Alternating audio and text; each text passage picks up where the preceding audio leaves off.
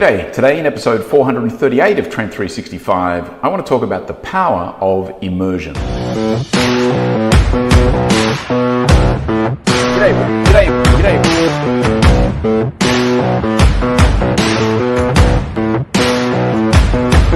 I think a lot of times maybe we don't give enough credit to the value and the power of immersing ourselves in something over a long period of time versus just maybe sitting down and learning something specific within a specific time frame.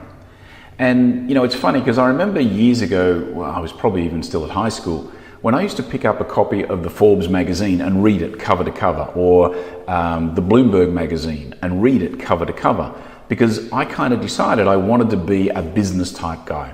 And in all seriousness, back in those days, I probably only understood maybe 10% or less of what I was actually reading, but I still forced myself to sort of go through it because I figured I need to immerse myself in the language and environment of business.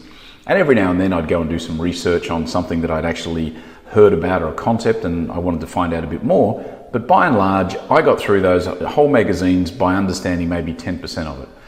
And it's interesting because when I was speaking to a couple of guys about my own age, about my own sort of similar stature in terms of where they are in their companies, like senior business exec type guys, I found myself having to explain concepts to them about business like basis points or like IPOs or how the public markets work based on what I know, which is by no means an expert in the field, but they had no idea.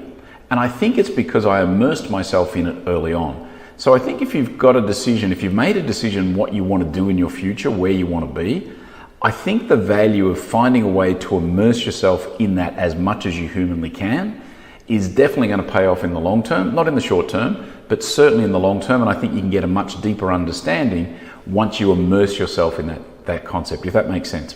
Alrighty, that's it for today. Thanks for tuning in. I will be back again tomorrow. See ya.